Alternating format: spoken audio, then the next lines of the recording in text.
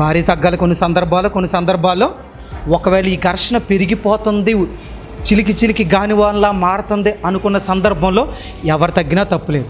ఆ ఒక్క గంట ఒక్కరోజు గడిస్తే మళ్ళీ ఇద్దరు హ్యాపీగా ఉంటారుండ్రా. ఎంతమంది రోడ్డు మీద అలా కొట్టుకుంటూ వెళ్ళిపోయి 2 రోజు బండి మీద సిగ్గు లేకుండా వచ్చిన వాళ్ళు ఎంతమంది ఉంటారండి. అది నేను తప్పని అంట్లా, నిన్నే కదండి వీళ్ళు ఈడ్చుకుంటే తన్నుకుంటే వెళ్ళాడు, ఈరోజు ఇంత హ్యాపీగా వచ్చేస్తుంది. భార్య భర్తలు అంటే అదే మరి, అలాగే ఉంటాయి. అంతేగాని అందుకే మధ్యలో నువ్వు వేలు కాలు పెట్టకూడదు. అత్త అయినా తల్లి అయినా పొర్రపాటును కూడా 3వ వ్యక్తుల జోక్యం, కుటుంబాలు నాశనం అయిపోవడానికి 3వ వ్యక్తుల జోక్యం కారణం తెలుసా? ఉండొచ్చా? పెద్దలు అసలు రాకూడదు. వాళ్ళే కొట్టుకుంటారు, వాళ్ళే చేస్తారు, వాళ్ళే కలుస్తారు, దీంట్లో సందేహం లేదు. ఇంకోళ్ళు వచ్చారా ఏమైద్ది? మీరు ఎప్పుడైనా చూడండి, గొడవ పడేటప్పుడు ఇద్దరు బయట గొడవ పడుతున్నారు అనుకోండి, మీరు వదిలేయండి, గొడవ పడదు, ఇద్దరిని పట్టుకుని చూడండి, వదలరా అంటారు. నిజంగా వదిలేయండి, అసలు కొట్టుకురాలి.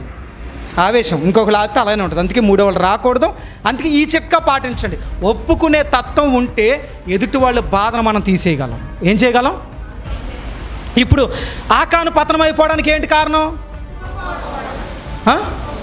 గెహాజీ పతనం అయిపోవడానికి కారణం ఏంటి? ఆ ఒప్పుకోకపోవడం వల్ల వాళ్ళని బాధించింది. ఆ బాధే వీళ్ళ నాశనానికి.